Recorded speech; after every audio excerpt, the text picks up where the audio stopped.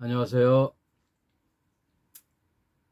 에, 연일 남부지방에 장마비가 내리더니 이제는 그 장마 전선이 중부지방하고 북한지방으로 이동하면서 지금 서울, 경기, 북부, 강원도 쪽에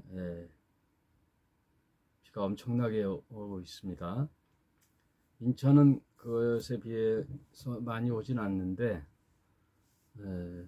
아무쪼록 비 피해 나지 않도록 대비를 하시고, 오늘은 어제에 이어서 히브리서 8장을 하도록 하겠습니다.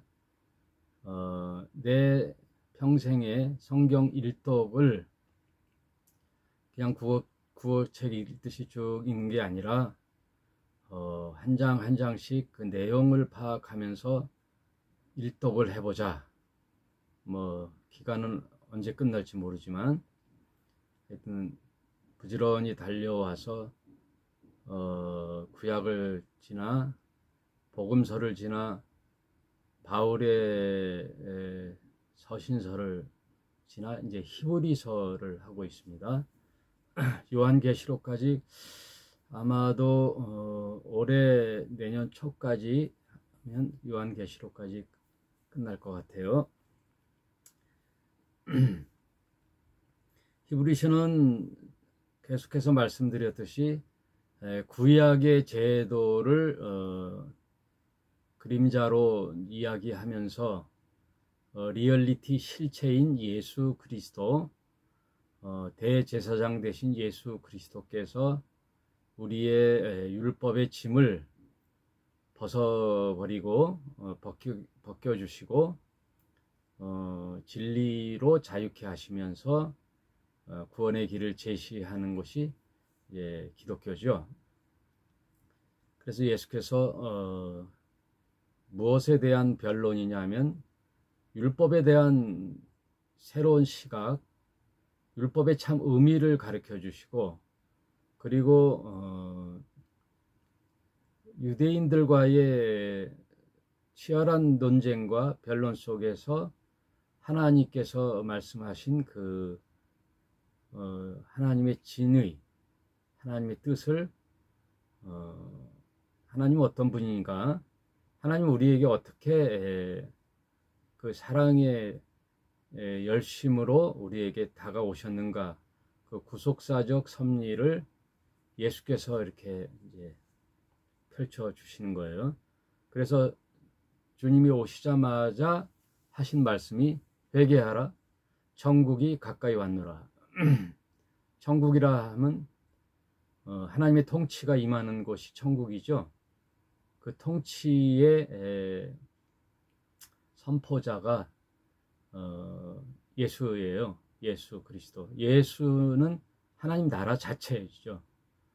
예수는 진리 자체이시고, 예수는 성전 자체이시고, 하나님께 나아가는 길이요 진리요 생명 되시죠.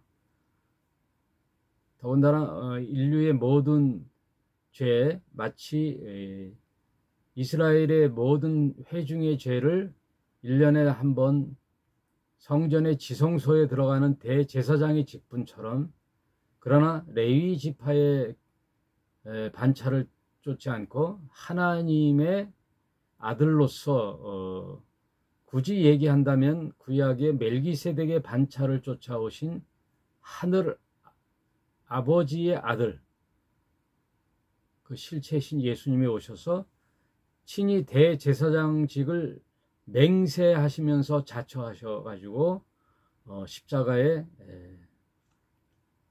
어린 양 피를 흘리심으로 하나님이 받으실 만한 대속의 죄값을 치르셨죠.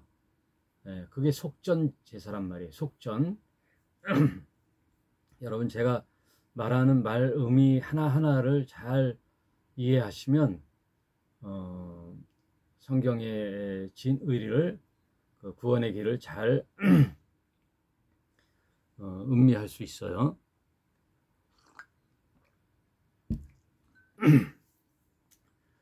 그래서 구약은 오실 메시아에 대한 그림자이기 때문에 구약의 모든 예언은 예수님이 오심으로 이제 패하는 거예요.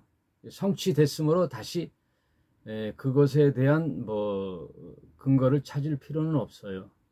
그래서 그 율법은 오실 예수까지 필요한 거죠. 그 구약의 필요성은 신약의 예수 하나님의 구원자까지 필요한 거죠. 구약의 율법을 통하여 인간으로서는 도저히 할 수 없겠구나. 하나님의 구원자가 필요하구나. 인간은 스스로 구원의 길을 스스로 터득할 수 없구나를 깨닫게 하는 게 구약의 용도란 말이에요. 구약의 용도는 죄를 깨닫게 하는 거란 말이에요. 하나님께 갈 수 없음을 자각하는 거란 말이에요. 그래서 구원은 하나님의 은혜로 가능하다라는 걸 깨닫게 하는 게 구약이죠. 율법이죠. 그래서 이제 히브리서 8장은 대제사장 직분을 쭉 설명하면서 구약의 내용들을 이야기하면서 신약의 예수 그리스도의 더 나은 언약, 더 나은 제사, 더 인간의 레위 지파의 대제사장이 아닌 하늘의 대제사장으로서의 예수의 직분을 설명하면서 이해를 돕는 거죠. 그럼 8장을 쭉 읽어보면서 살펴보도록 하겠습니다. 1절, 이제 하는 말의 중요한 것은 이러한 대제사장이 우리에게 있는 것이라. 성경에는 좀 딱딱하지 않고 아주 쉽게 설명하죠. 이제 하는 말이 중요해. 이 중요한 것은 그런 대제사장이 우리에게 있다는 거예요. 구약의 그 힘 없는 인간의 힘으로서는 도저히 다룰 수 없는 그 구원의 길, 짐, 율법의 짐, 이것을 도저히 감당할 수가 없죠. 그러나 희망이 생긴 거죠. 중요한 거예요. 이게 대제사장이 우리에게 있는 것이 얼마나 중요하냐. 그는 하늘에서 위엄의 보좌 우편에 앉으셨으니라. 뭐 인간의 훌륭한 뭐 그런 분이 아니라 그분은 하나님의 아들로서 보좌 우편에 앉아 계셨다는 거예요. 하나님 보좌 우편에는요, 동등함을 뜻하는 거예요. 하나님의 오른팔이 아니라 하나님의 보좌와 동등한 자리에 앉아 계신 거예요. 그럼 우리가 보면은 하나님 우편에 앉으신 예수님이 하나님 편에 보면은 하나님 좌편에, 그러니까 빌립보서 2장 6절에 있듯이 그는 근본 하나님의 본체이시나 그와 동등됨을 여기지 않으시고 동등됨을 취할 것으로 여기지 않으시죠. 이게 굉장히 중요한 이제 출발이에요. 하나님과 동등하시지만 본체이시지만 동등됨을 취할 것으로 여기지 않고 오히려 이 땅에 내려와 종의 직분으로 사람같이 되어 이 땅에 하나님과 동등하신 분이 오신 것만으로도 엄청나게 송구스럽고 크신 은혜인데, 그분이 종의 삶을 사시다가 우리 인류의 죄를 위하여, 저와 여러분의 죄를 위하여 십자가의 대속 제물 속전으로 드리는 그 낮아지심, 그 십자가의 치욕까지 감당하신 그 사랑, 지극한 사랑과 은혜, 그거는 하나님 앞에 미션을 수행하는 가장 인간의 밑바닥까지 내려가는 십자가의 죽으심까지 순종하셨죠. 그래서 그분을 다시 동등한 자리로 우편에 승천하셔서 우편에 앉아 계시는 거예요.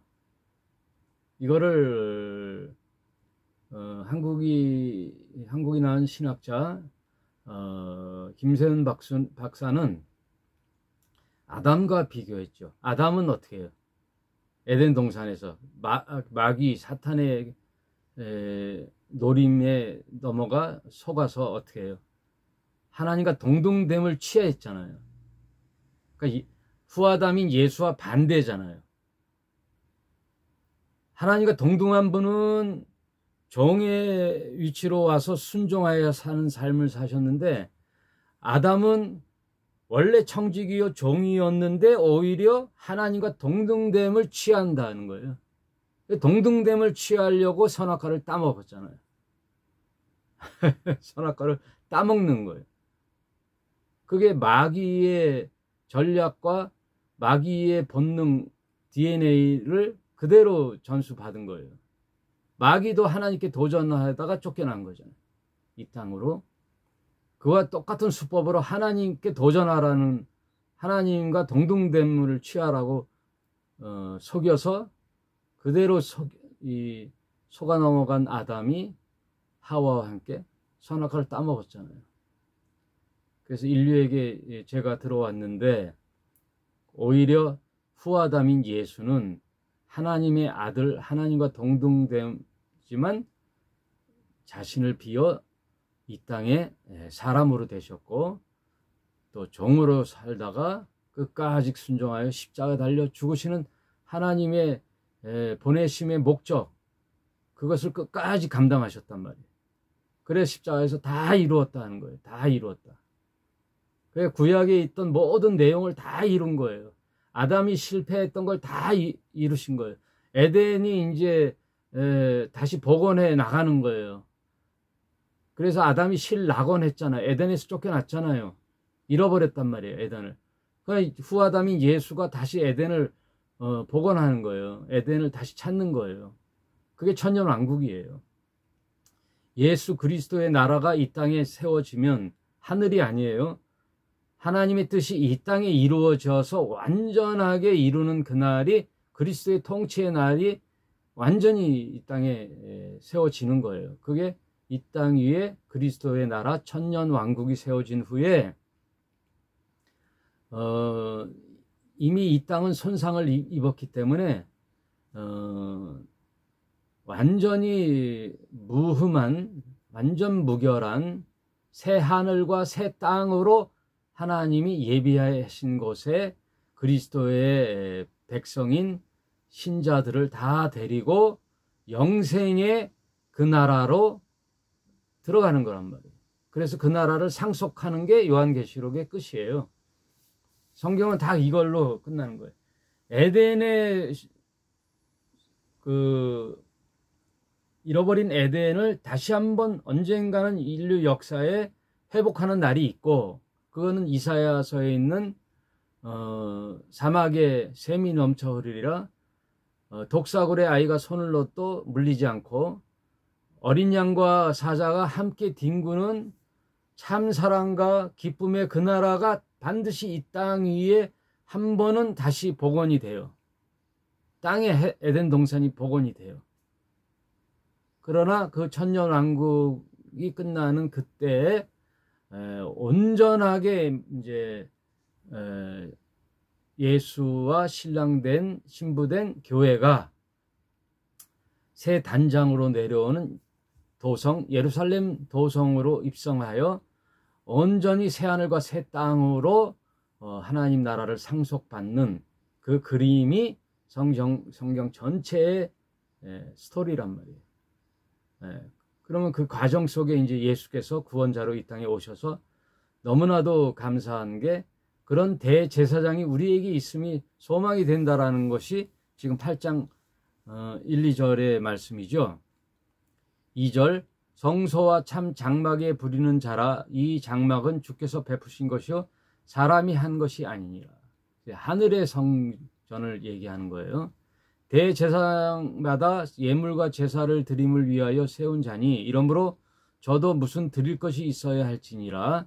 예수께서 만일 땅에 계셨더라면 제사장이 되지 아니하셨을 것이니 이는 율법을 쫓아 예물을 드리는 제사장이 있음이라. 저희가 섬기는 것은 하늘에 있는 모형과 그림자라. 모세가 장막을 지으려 할 때에 지시하심을 얻은과 같으니 가라사대 산과 모든 것은 산에서 내게 보이던 본을 쫓아 지으라 하셨느니라. 모세가 시내산에서 이스라엘 백성을 밑에다 두고 하나님의 산이 시내산에 들어갔죠. 들어와서 거기서 돌비인 십계명을 오랜 기간 약 40일 동안 내려오지 않고 십계명을 받고 또 설계도를 받았어요. 그게 뭐냐면 하늘을 갔다 온 거예요. 모세가 바울처럼 삼천층 그 하늘을 가서 그 하늘의 성전을 그대로 보고 본뜬 모형도를 가지고 내려왔단 말이에요.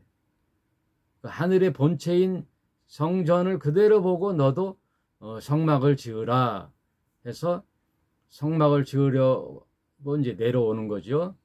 율법을 받은 두 돌판을 들고 내려왔더니 밑에서는 난리가 났죠. 금송아지를 만들어 가지고 거기다가 우상으로 막 섬기는. 모세가 간지 깜깜무소식이니 죽은 것 같기도 하고 어떻게 하냐, 이 불안하고 이 사막 그 시내산에서 광야에서 그런 인간의 본성들, 참복자가 없거나 하나님이 없으면요 인간들은 유리하고 방황하는 거예요. 그래가지고 뭐 스스로 신을 만드는 거예요. 자신이 만든 신, 금송아지 신을 만드는 거예요. 그 스스로 위로하는 거예요. 우상들 보세요. 다 손으로 만든 우상이잖아요. 그게 인간이 만든 신이거든요. 인간이 만든 철학, 인간이 만든 자본, 그것을 잠시 위안을 주는 거죠. 자신을 위로하는 거예요. 자신이 만든 신. 그 금송아지 만들고 거기다가 제사를 드리는 이스라엘 백성을 보고 얼마나 놀랬겠어요, 모세가. 그래서 돌판을 집어 던졌죠.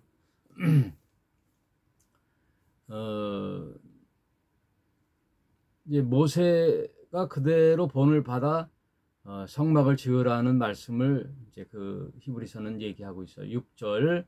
그러나 이제 그가 더 아름다운 직분을 얻으셨으니 이는 더 좋은 약속으로 세우신 더 좋은 언약의 중보라. 이스라엘의 모든 죄를 1년에 한 번 대제사장이 갖고 가는 그런 모형, 그림자의 제사가 아니고 이제는 하늘 보좌에 계신 더 나은 제사장, 우리의 희망이 되는 예수 그리스도께서 더 좋은 약속의 보증, 그 중보. 대제사장은 중보자거든요. 백성들을 대표해서 하나님께 나아가는 중보자예요. 그럼 하나님은 대제사장의 뜻을 받들어 모든 백성의 죄를 속량하는 그런 구약의 그림을 이해하는 거예요. 그렇다면은 그 구약을 지금 계속 설명하는 거예요. 7절에 저 첫 언약이 무음하였더라면, 구약이 아무 인간이 구원받는데 필요하고 흠이 없다면은 신약이 올 필요가 없는 거예요. 새로운 대제사장이 필요 없는 거예요. 예수께서 오실 필요가 없는 거예요. 구약의 율법으로 얼마든지 할 수 있는데 구약의 율법으로는 안 된다라는 결론을 내렸잖아요. 그 첫 언약이 무음하였더라면 둘째 것은 요구할 일이 없었으려니와. 신약이 있을 필요가 없는 거예요. 구약이. 그럼 구약은 뭐라는 거예요? 부족하다는 거예요. 7장 19절에 있듯이 율법은 아무것도 온전케 못할지니라. 온전케 못하는 거예요. 율법으로 구원받을 인간이 한 명도 없는 거예요. 그러므로 구약의 율법은요, 자신이 죄이면 무능하고 무력함을 인간은 도저히 스스로는 구원받을 존재가 안 되는 것을 깨닫게 하는 거예요. 그래서 더 은혜의 대제사장이신 예수께로 가게 하는 그림자가 구약이라는 거예요. 더 나은 중보를 기다리게 하는 게 구약이란 말이에요. 손 들게 하는 게 구약의 요구예요. 구약의 효과는 인간으로는 할 수 없구나라는 걸 손 들게 하는 거예요. 구약의 모든 인간들이 어떻게 했죠? 우리도 왕을 달라 그랬잖아요. 하나님 이제 왕노릇 하지 마시고 우리에게도 왕을 주셔서 각자의 소견대로 살게 해달라고 그랬잖아요. 각자의 하나님의 율법이 아니라 각자 자기 뜻대로 살게 하는 자기의 소견대로 살더라. 그래서 이 구약 결국 율법의 백성들이 하나님의 뜻을 저버리는 거죠. 하나님의 계약을 파기하는 거예요. 계약을 파기하면 어떻게 해요? 반드시 피를 흘려야 되는 거거든요. 여러분 구약의 모든 부족 국가들이 동맹을 할 때 짐승을 배를 갈라 쪼개고 그 사이를 지나갔다 그랬죠. 그건 뭐예요? 그게 언약이거든요. 맹세. 서로 하는 동맹 계약이거든요.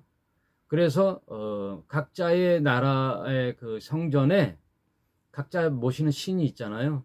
부족 신들이 그 성전에 그 계약서를 갖다 놓는 거예요. 계약서를 갖다 놓는 게 부족 국가의 형태예요. 그걸 늘 제사장이 보고 깨닫는 거예요. 부족장이 보고 그거를 상기시키는 거란 말이에요. 계명을 보고. 동맹 계약서를 보고 근데 그 계약을 파기하면 어떻게 돼요? 짐승처럼 되겠다라는 시청각 교육이란 말이에요. 피를 흘린다는 거예요. 그럼 이스라엘 백성과 하나님이 계약을 맺었잖아요. 그러면 누가 하나 계약을 파기하면 어떻게 돼요? 피를 보는 거예요. 죽음. 계약의 파기는 죽음이에요. 인간의 모든 그 내용들을 가만 보면 이런 내용이란 말이에요. 이런 내용들. 조폭 영화도 다 보면 배신하면 죽음이야. 그래서 그 죽음을 마땅히 인간이 져야 되는데 하나님은 그 죽음의 짐을 하나님이 대신 지는 거예요. 그게 하나님의 사랑 방법이에요.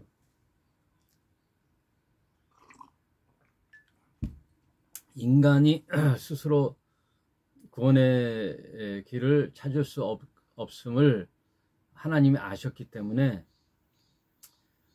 모든 율법의 짐을 벗어버리고 예수께서 그 짐을 지으시는 거예요. 그래서 수고하고 무거운 짐진 자들아 다 내게로 오라 내가 너희를 쉬게 하리라. 그 말은 그런 율법의 짐을 지고 수백 년 수천 년을 살았던 이스라엘 백성들에 대한 인류에 대한 짐을 이스라엘 백성은 인류의 대표 나라거든요.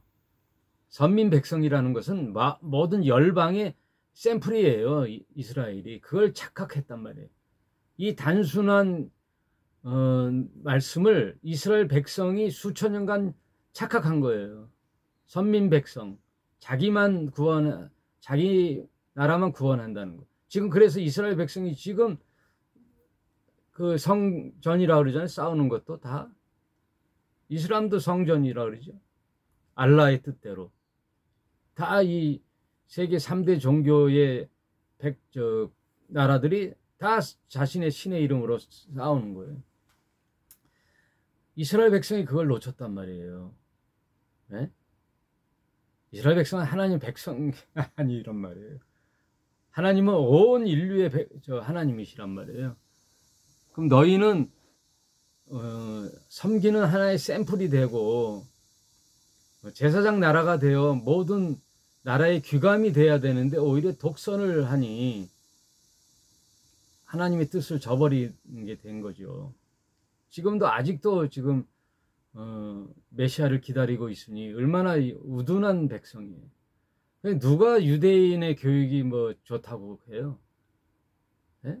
나는 목사 중에서도 보면 유태인의 교육 방법론 해가지고 유태인이 왜 이렇게 잘 되고 뭐 세계 뭐 경제를 잡고 모든 뭐 과학과 문화 문명의 선두를 달리느냐? 유대인의 교육 방법이 있다. 여러분, 공부하고 공부해서 지혜로운 뭐예요? 지식이 쌓이면 뭐예요? 하나님을 거역하는데. 그 지식으로 하나님을 거역하는데, 하나님이 지식이 모자라서 뭐 인간의 지식을 필요로 해요? 예? 하나님이 뭘 부족해서 뭐 인간의 과학과 문명을 통해서 인류의 그걸 바라고 있어요? 아니잖아요. 하나님의 진의, 하나님의 진정한 뜻을 알아야죠. 그래서 하나님이 이 땅에 대제사장이신 예수 그리스도를 보내시는 거예요. 그래서 그가 더 나은 중보라 그러는 거예요. 여러분, 지금 타종교를 뭐 얘기해서 좀 그렇습니다만, 기독교는 그 구원의 길을 인간에게 뒤집어 씌우지는 않는 거예요. 이제 구약을 통해서 알았잖아요. 이스라엘 백성이 하나님께서 이제 구원의 길을 펼쳐시는 거란 말이에요. 그 짐을 예수께서 온전히 지시는 거란 말이에요. 그러면 인간이 스스로 구원을 찾아야 된다, 깨달아야 된다, 스스로 수련해서 그 구도자의 길을 가야 된다. 그래서 수행하고 수련하고 수행하고 깊이 들어가서 평생을 두고 어떤 깨달음의 그 경지에 이르러야 된다라고 얘기하면 얼마나 많은 짐이에요. 그래서 인류 역사상 몇 명 없어요. 그 깨달음에 갔다는 자. 우리나라의 성철 스님도 그 깨달음으로 가니 이거는 아니구나라는 걸 죽음을 앞두고 깨달았잖아요. 평생을 아무 효용이 없는 길을 걸었도다. 많은 수많은 젊은이들을 호도했도다. 잘못된 길을 제시했다. 인간이. 성철도 안 되는 그런 구도자의 삶을 어떻게 수많은 사람을 하라는 게 그 진리의 말씀이라고 할 수 있을까요? 의문을 던지는 거예요. 평생의 숙제를 풀 수 있을까 말까 하는, 부타의 경지에 이르게 하는, 부타도 죽음 이후의 세계는 이제 답을 못 했잖아요. 지금 살아가는 문제도 적인데 죽음 이후는 내가 어떻게 알겠느냐라고 제자들에게 얘기했잖아요. 그건 굉장히 솔직한 거죠. 구도자의 삶을 산다는 것은 굉장히 이제 어떻게 보면은 우리에게 큰 교훈을 줄 수도 있는 거지만 사실은 인간을 호도하게 되는 거죠.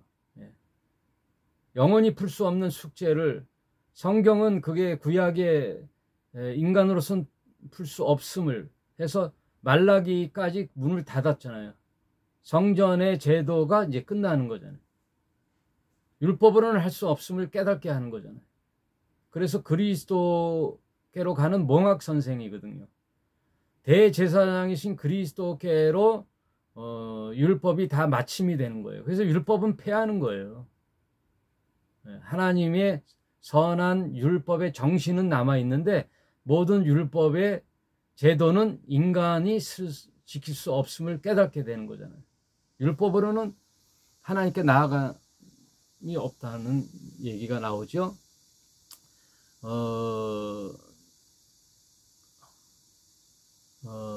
하나님의 의에 이르지 못한다는 거죠. 모든 인간은 죄를 범하였음에 하나님의 영광에 이르지 못하더라. 그들의 결과는 심판이, 죽음 이후에는 심판이 기다리고 있다. 그 말씀을 성경에선 얘기하고 있잖아요. 그러면 새 언약의 중보자가 이 땅에 오셨음이 우리의 희망이라는 거예요. 그분은 지금 하나님 우편에, 위엄의 보좌 우편에 앉아 계시잖아요. 그러니 얼마나 우리에게 희망이 되는 거죠. 그게 8장 1절에 이제 하는 말의 중요한 것은 이러한 대제사장이 우리에게 있는 것이라. 예수께서 있는 것이라 그게 우리의 위안이 되는 거죠. 아, 야, 그래도 길이 있구나. 길이 있구나. 8절. 그 길이 6절에 더 좋은 약속으로 세우신 더 좋은 언약의 중보자. 8절. 저희를 허물하여 일렀으되 주께서 가라사대 볼지어다 날이 이르리니 내가 이스라엘 집과 유다의 집으로 새 언약을 세우리니 주께서 가라사대 내가 저희 열조를 손을 잡고 애굽 땅에서 인도하여 내던 날에 저희와 세운 언약과 같지 아니하도다. 저희는 내 언약 안에 머물러 있지 아니하였으므로 내가 저희를 돌아보지 아니하였노라. 하나님의 백성이 되고 하나님이 그들의 하나님이 되어주는 조건은요, 언약을 지킨 거예요. 언약. 그래서 그 성막 지성소 안에 법궤 안에 두 돌비 십계명이 그 법궤 안에 있는 거예요. 아까 그 부족 간의 신전에 맹세하는 사인했던 그 언약 증서가 신전에 모셔놨다 그랬잖아요. 네? 부족장이 늘 그걸 보고 각성하는 거잖아요. 그러면 그걸 어겼을 때는 누가 벌을 주는 거예요? 네, 그들의 신이 벌을 주는 거예요. 그게 구약의 그 고대 나라의 나라 간의 틀이란 말이에요. 그런 협정이란 말이에요. 동맹. 그 신이 벌을 주는 거란 말이에요. 그럼 여기서 언약을 맺은 이스라엘 백성에게 뭘 줬어요? 십계명인 두 돌판을 줬단 말이에요. 성막에 법궤에 모셔져 있잖아요. 그런데 그 언약을 하나라도 이 백성들이 자꾸만 십계명 언약을 저버리면 어떻게 돼요? 하나님은 이제 돌보지 못하는 거예요. 이미 언약을 깨트려 버리는 거잖아요. 내 언약 안에 머물러 있지 아니하였으므로 내가 저희를 돌아보지 아니하였노라. 잘 보세요. 예수께서 우리의 새 언약이 되셔서 우리는 예수를 따르는 새 백성이 된 거예요.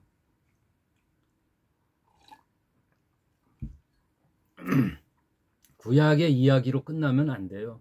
언제나 그 답에 진리로 오신 신약, 저와 여러분은 신약 백성이기 때문에 신약의 메시지를 귀담아 들어야 되는 거예요. 그럼 신약에 예수께서 새로운 언약의 당사자로 오셨을 때 우리에게 준 두 돌판과 같은 계약서가 있잖아요. 지침서, 새 백성의 지침서. 모든 나라는 그 헌법이 있듯이 그 백성들은 그 헌법을 지키고 수행해야 할 책임과 의무가 있잖아요. 그 나라 백성이면. 그와 마찬가지로 예수께서 새 나라의